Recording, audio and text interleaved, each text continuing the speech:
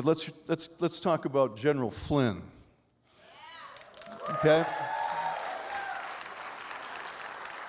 A decorated former U.S. Army officer, intelligence expert, and national security leader with more than 33 years of service in the Army, Joint and Special Operations Forces.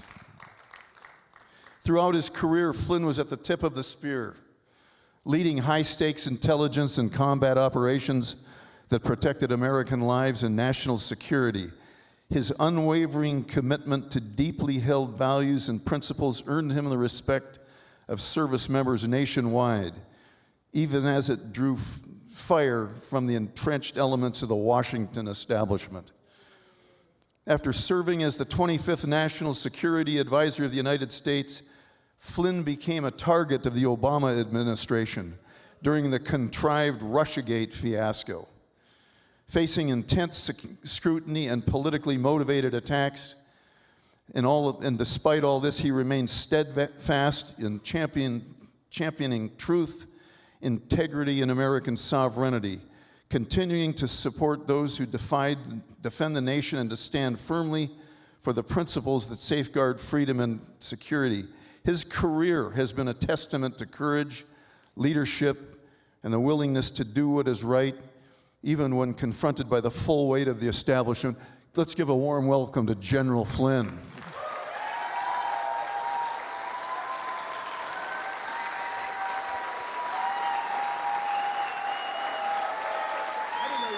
Video. God bless you, sir. Thank you. All right. Great. Whenever I get introduced, I always like listening to the bios because maybe I'll turn one of them into an obituary at some point. You know? Yeah, you're right. Whoever said that, you're exactly right. Are there any protests? I understand that there's some protester that wants to get something off their chest. You want to do a name call or something, just do it now. And get it off your chest. Seriously, somebody up there. Okay. I've been called every name in the book, and then the opposite name in the book. So, Semite, anti-Semite, right? Zionist, anti-Zionist. Crazy stuff. When I say things like, I'm a Christian nationalist, right? So, I want to kind of, because I talk about stuff like this sometimes because words matter. Words matter a lot. They matter a lot. I'm a big pro-life person, huge. But I don't like the term unborn, because I believe in the moment of conception. And I tell you, I kind of start with this because words matter a lot, and what we have lost is we have lost the war of words. Absolutely lost the war of words. The sheriff that was up here talking about, the way that they're describing trying to take basically, the rights away from we the people, it's a big deal. The idea of like when you hear the word nationalism, right? Ism is the belief in something, right? The belief in something. That's what ism means. Islamism, nationalism, communism, socialism, imperialism, fascism. It's the belief in then whatever that first word is, right? So belief in nation. That's what nationalism is, right? You believe in your nation. So I'm a nationalist. I believe in nationalism. I believe in my nation, right? And that's fine. And I'm a Christian. Now, I happen to be raised as a Catholic kid in a big Irish Catholic family. And, and I have I've written a bunch of books, and one of them I took on the Pope because in a particular case up in Boston, it was a case out of Pennsylvania, and it ended up in the court in Boston, Massachusetts, and it had to do with pedophilia. And the Church of Rome wanted to protect this particular priest who was a pedophile, and they wanted to use canon law. So canon law is the law of the Catholic Church. Okay, now what other law exists in a religion? Sharia. Who just said that? You, Lori? Somebody back here. Okay. Yeah. Sharia, right? So they tried to use canon law in this church, or in this case, and the judge in Boston basically said, well, wait a second, this is the United States of America. We're going to use the Constitution. We are going to prosecute this case in my court using the Constitution of the United States of America. And of course, the priest was eventually found guilty. But the church came in with like 20 lawyers. Church of Rome came in with like a bunch of lawyers to try to argue that this particular person was protected under canon law because he was a part of the church. So, and this is not to bash that kind of stuff. This is about words, because words matter so much, and we are losing the war of words. Because that's sort of one part of what I want to my message that I want to get across tonight, because we have a tendency to kind of, where we get attacked constantly. And then we stand there, we go, I don't know, and we don't want to be attacked. I mean, honestly, the courage of you, Pastor, and opening up, this forum. Yeah, I mean, it's a big round of applause. Him and Lori both of you guys. I mean, and I've been around this country a lot. I mean, a lot. And most of the stages or platforms that I've stood on have been churches. I'd say, in the last 4.5 years, certainly the last 4.5 years, I probably have been to, I don't know, maybe 150 to 200 cities or towns in this country to warn people, okay, to warn you, because that's what I was doing. That's what my life has been. But for many, many years, it was about warnings about things happening around the world that, frankly, were ways and ideologies, talking about isms, ideologies that were anti-American and were against our way of life. And they're very, very dangerous. But then all of a sudden, what I started to see, and this goes back before I even left the military, what I started to see was this creeping inside of our own country. When we talk about, why would we allow the Chinese government to buy so much real estate around sensitive military property? I mean, why would we do that? Why would we allow, and I get, this is not just about, because I'll take a shot at our president because I know him, and if I disagree with him, there are things I disagree with. But like, for example, another thing about the Chinese, why would we allow 200,000, 300,000, 500,000 students from China to come into the United States of America to attend our colleges and universities? I mean, do we think that we're going to change their mind and turn them into Democrats? Well, yeah, maybe Democrats. Wait, that's right. And you started laughing. I started, oh, that's right. They're kind of close. But I mean, so when those, this is back in the late 90s. So in like 1997, 1998, the Clintons were in power in the White House, and they started to allow this. Okay, and it hasn't ended. And Trump just did a thing a little while back there, a couple months back, where he allowed it. He's allowing it to continue, and they donate Actually, the Chinese they're the third largest donor to our colleges and universities in the country. Okay, Qatar is the number one, to the tune of billions of dollars a year. Germany is actually number two, which is interesting. And then China's number three, but you're talking about billions of dollars. So why would we allow China to send hundreds of thousands of students, and they go through a 4-year degree, and then they may stay for a master's degree or a doctorate, so they might be here for 6 or 7 or 8 years. They were only coming for 1 year at a pop, and then they'd have to go back home because it's a 1-year visa, finish the school year, you have to go back home. Now, what does the Chinese government do? What the Chinese government does is they hold their families hostage until those people return. You rarely hear about any Chinese students, claiming some type of asylum. I mean, if anybody in the room has heard that, come and see me, because I need to know about that, because that's a great example. But there's hardly any, because they are threatened. And they're not sent here, to learn a liberal arts degree. They're here to learn science, technology, engineering, and math, right? The STEM.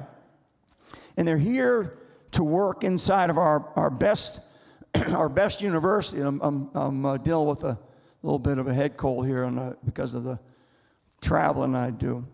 But they're here to take information and intellectual property.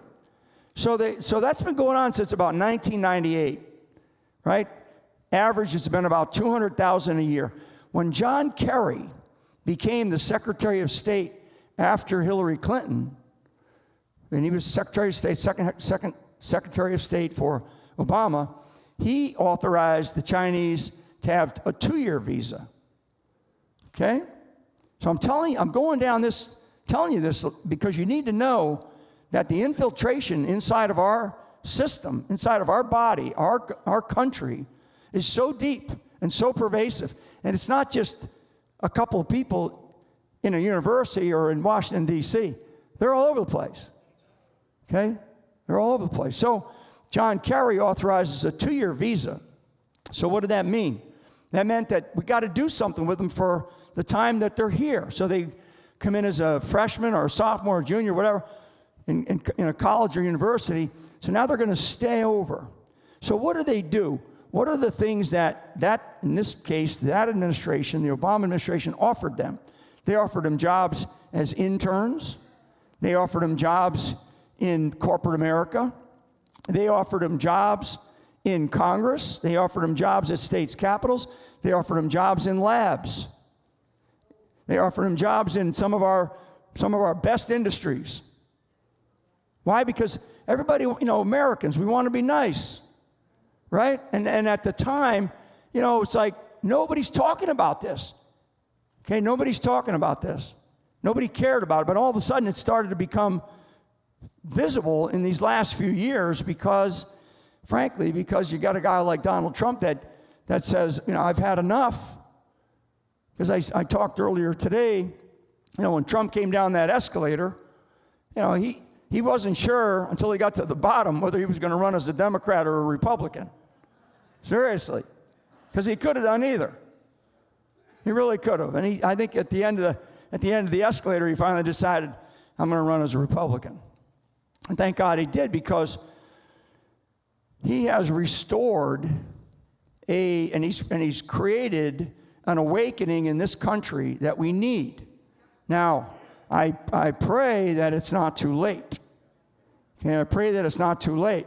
Because these things that I was just talking about, these words that are out there that we have a difficult time fighting back against, because if you get slandered in the media, you get told you're at your work, or geez, if you went to Washington D.C. for January 6th, right? Oh my God, to stand there and say I love our country. I mean, everything that we have seen in the last decade is mind-blowing, right? I hope I'm not, up here preaching to a vacuum here, right?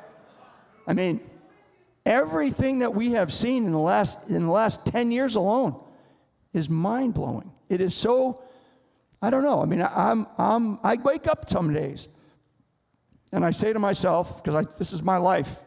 It's my life. And everything that I did in service to this country, and I, still feel like that's my calling, I look at this and I'm kind of looking at this and I wake up sometimes and I say, God, is it fixable? Is it fixable? This whole issue with the sheriffs in this state, there's a couple of states that don't have sheriffs.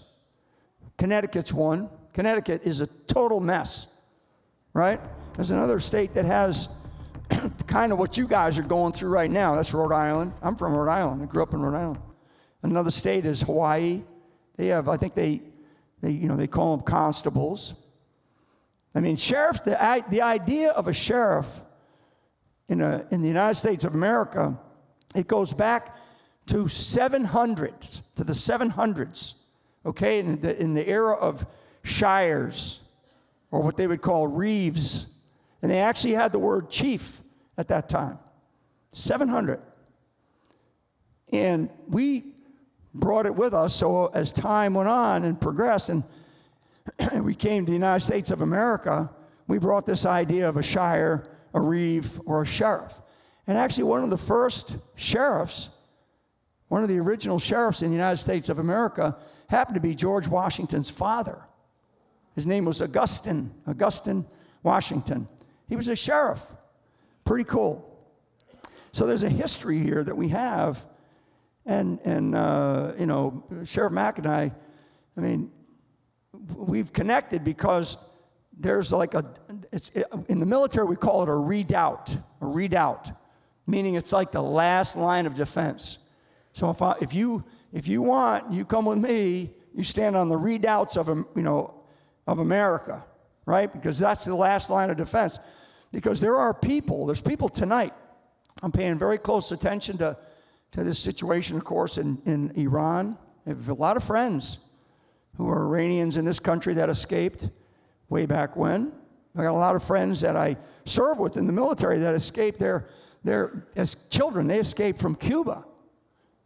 And of course, I served a long time ago with people from Venezuela, a long time ago. And now we're going through that again. So there's this, there's this cry for freedom, right? There's this cry for freedom. And in this country, we sometimes just take it for granted. We so take it for granted.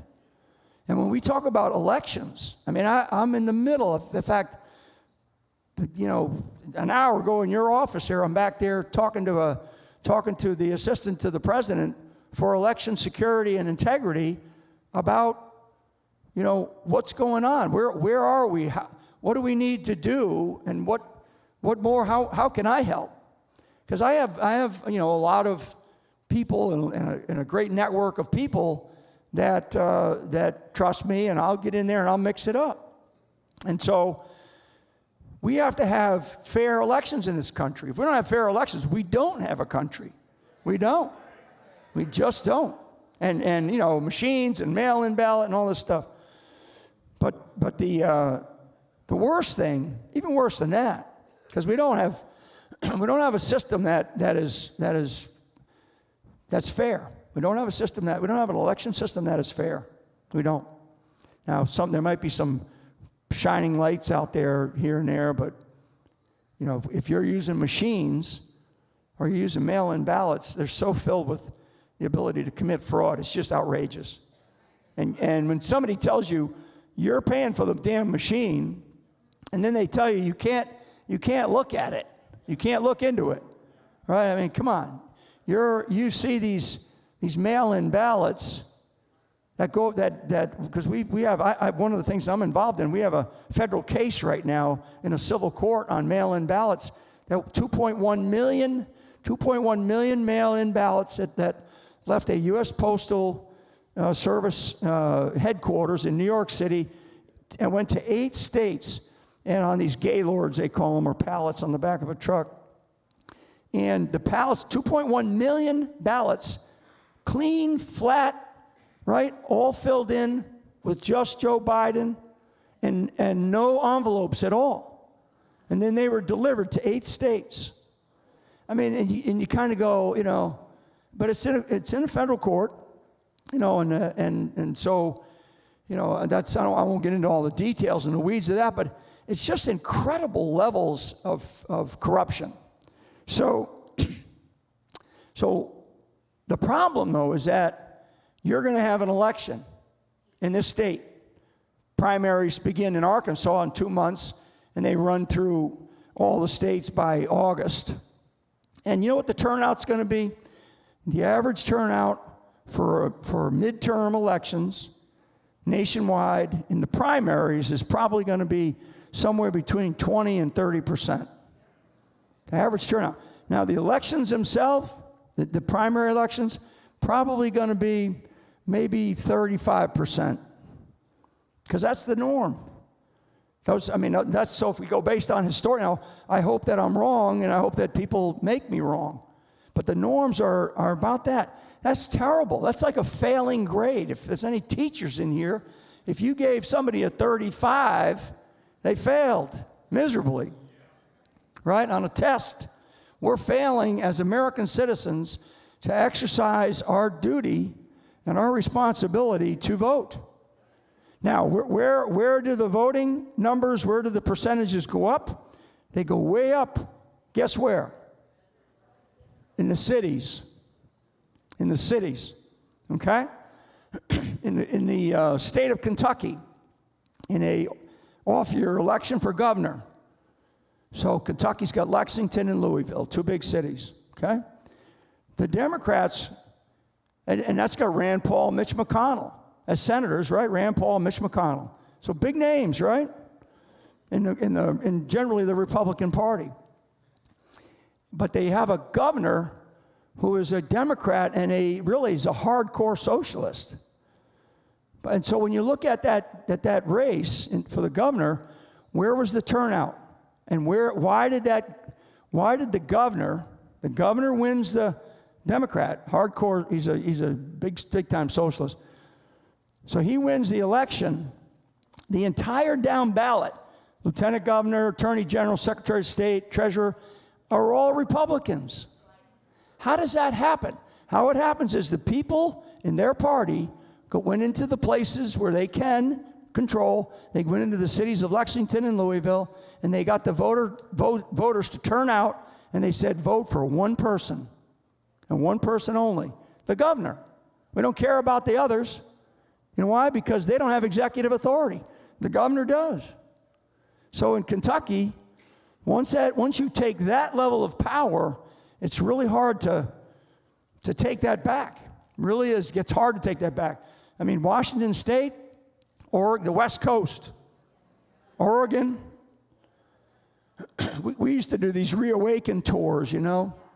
We did one out here, yeah. We did one out here at a speedway. Yeah. We did one. It was great. And we did one in Oregon too. Salem, yeah, but just outside of Salem at a baseball park. And God, the stories that I could tell of us trying to do a Reawaken tour, which was Reawaken America, to talk about health freedom, our personal freedoms. For anybody that ever went to any of those, you know, they were a lot of fun. We lasted 2 or 3 days. You know, it was just a blast, and we'd get people fired up, right? But to hold them in any place, we got thrown out of so many places, constantly. It was so much. We did 25 of them in 3 years. 25 of them. We averaged about probably 4,000 or 5,000 people, you know, at each one. And what I learned was how hard it was in those places where these people wanted this kind of energy. They wanted this to know, what the heck do we do? And this was all during the Biden administration. You know, the fake Biden administration.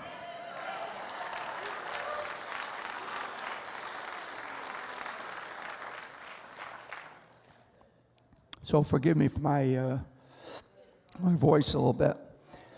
But the whole issue of what's going on in this country, it's not, you know, and the gentlemen that were up here from the party, right, the county party chief there and the state chair, which is great that they showed up. You know, they seemed like pretty sharp and really strong guys, you know, and leaders out there.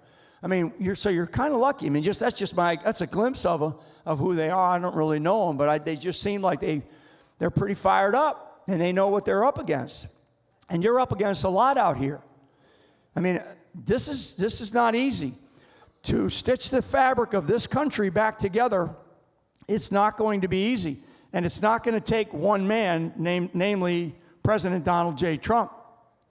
Okay, when I talk about voting percentages in the country, it's terrible. The last 10 presidential elections, the percentage turnout was less than 70%. Less than 70% for the presidential election. That means 30% of the people that can vote, register to vote, and have the ability to vote, don't. That's 30%.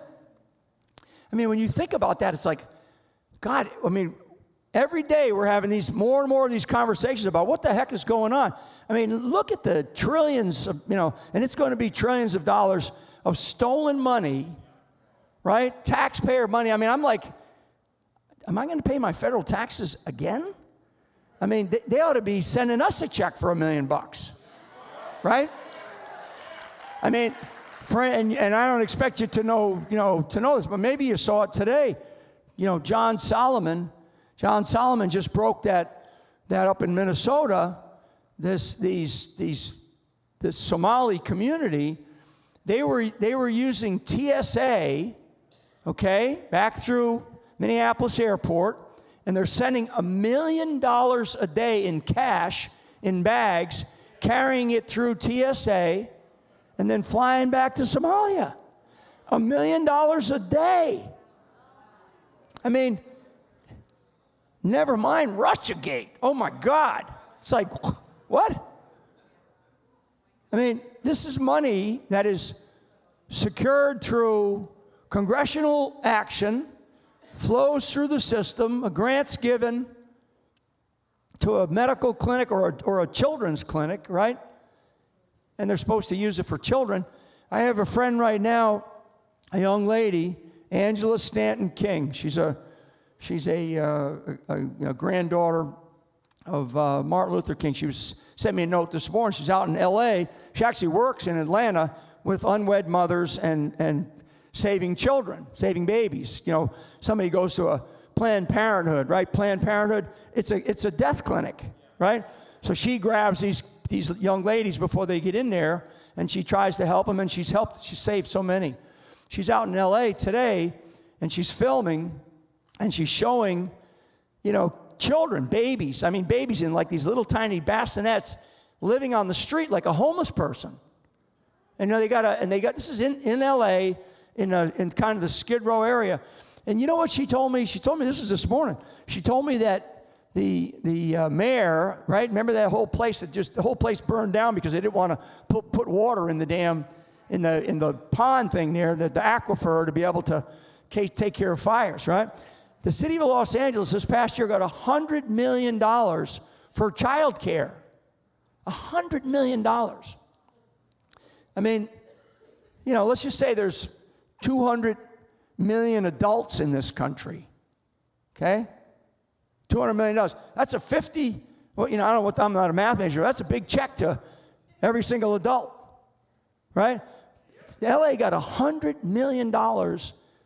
So, and that's, again, this is taxpayer money. It's not something that the county got taxed for. They probably got taxed for it too. They probably got taxed 2 or 3 times.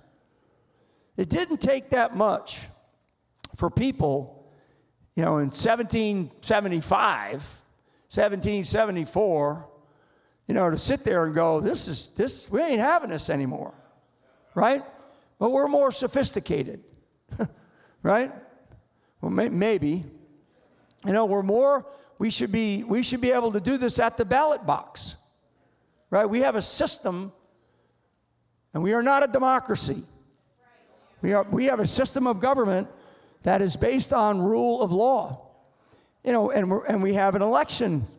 We're supposed to elect people that, as a representative government, right? Our representatives, either whether it's a sheriff or whether it's a state or state rep or state senator or city councilman or school board, we elect these people.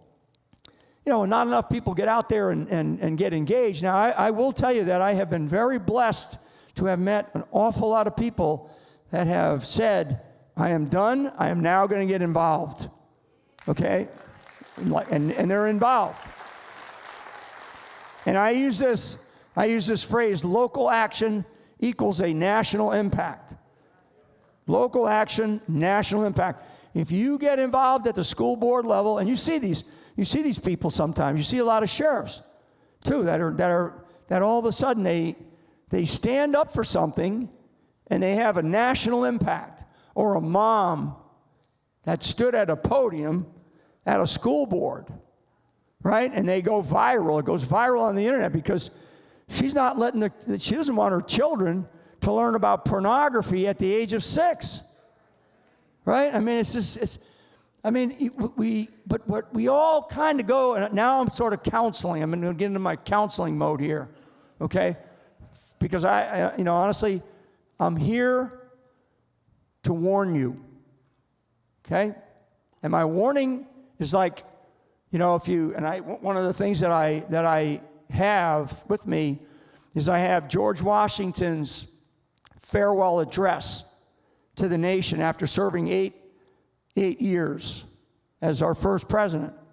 And in that address, it's not like, hey, thank you, great, we have a wonderful country, we're moving in the right direction. No, it was a warning. It was a warning, George Washington. And he basically warned about don't get overextended in foreign affairs, number one. And the second thing was he warned about the internal corruption that exists within men, okay? Within the parties that control lives. Basically, he's talking about corruption. It's a fascinating read, and you should read it. Not much longer, like probably, let's just say 50 years later, at the age of 28 years old, Abraham Lincoln, he warned us again. And Abraham Lincoln, in a very famous speech, where there was anarchy in the state of Missouri at the time, they were hanging people, it was like local, they were doing it on their own, they were doing whatever they wanted to do. Total anarchy. So Lincoln goes in as a young man, big guy, right? And he had been running for offices. He never won much until he finally became president of the United States, thank God.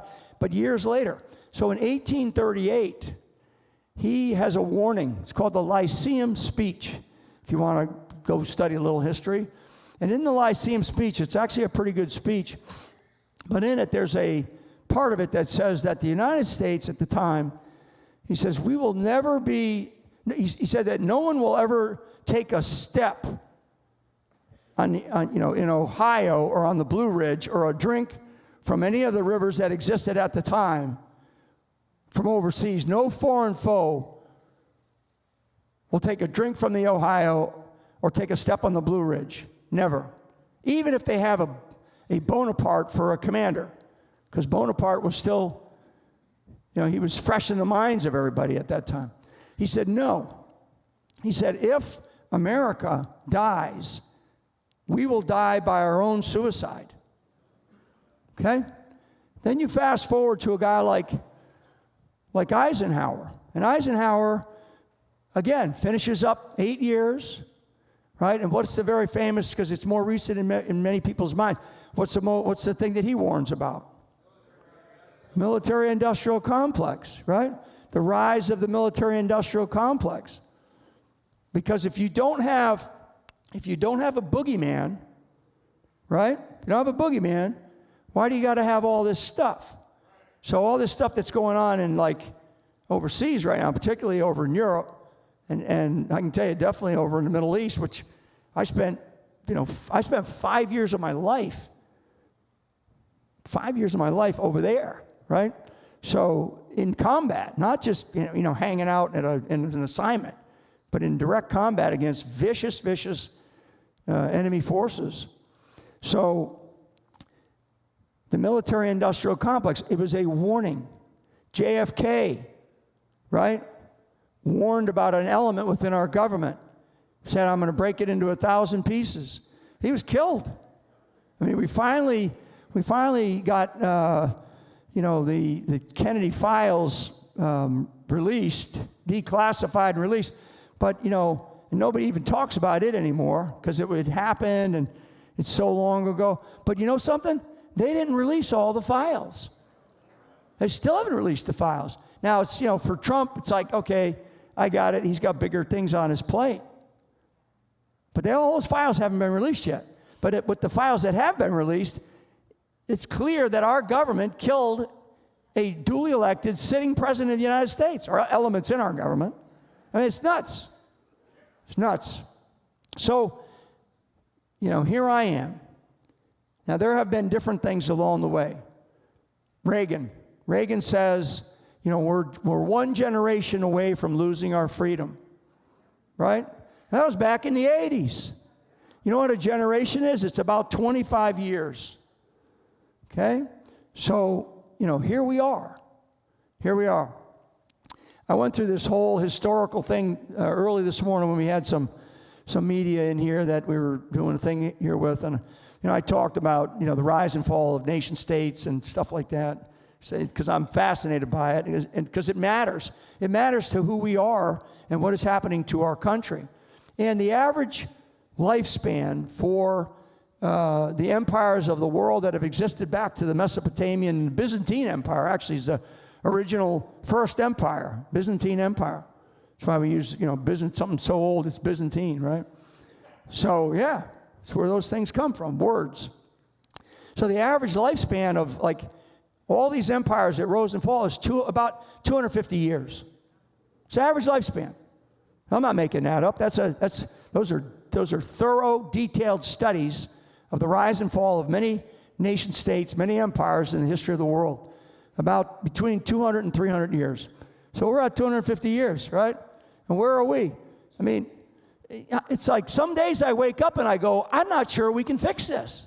It is so deeply corrupted. But then other days, maybe by the end of the day, I get a kick in the rear end from my wife or my members of my family, and they're like, nope, you get back into that fight. Because that's what I always remember as a kid growing up with a very tough Irish family, where it's like, no, I don't care what happens. You go, somebody smacked you. My father would say, you go back out there. You pick a fight with that person. Okay, don't come home and cry to me, right? So what I'm telling you is we cannot stand around and whine and talk and cry and worry and wring our hands. We have got to stand up, and we have got to get involved. We have. And I mean it. And so whatever you do, these next couple of days, these people that are standing outside, it's so funny reading some of the signs. But you think about what I'm talking about. You think about everything that you've heard. You think about what can you do, right? What is your duty? What is your responsibility? What is your skill set? What is your talent? What is your capability? Not everybody can wear a uniform. I know that. Not everybody can join the military. Not everybody can be a law enforcement professional. That's okay. But everybody that is an American can do something, okay?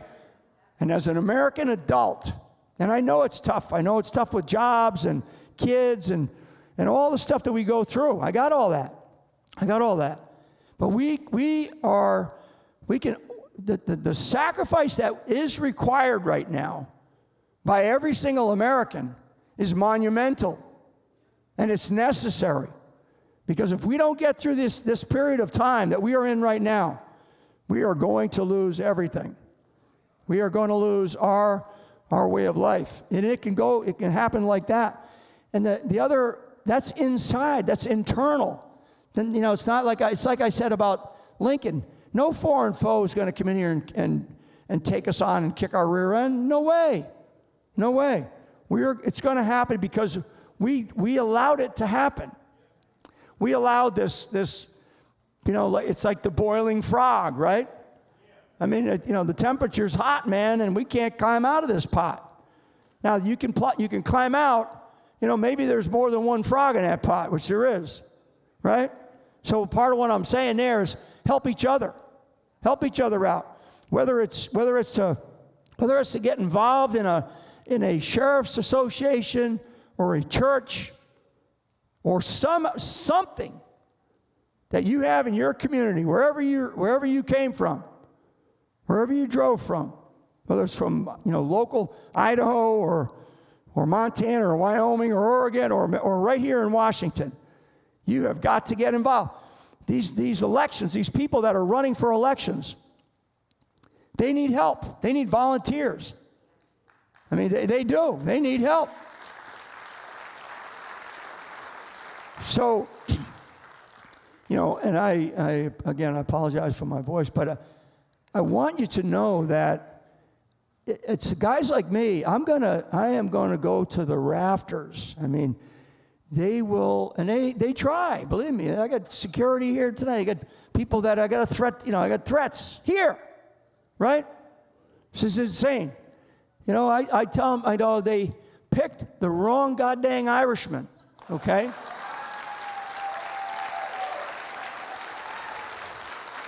Yeah.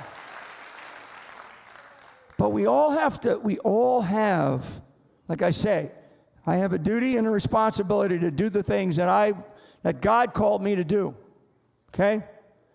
You may not have felt that yet in your life, but you have a God-given talent, skill, capability, and He is calling you right now. Okay, and you may not know it yet. So get out there and pray a little bit more. But I'm just telling you, you have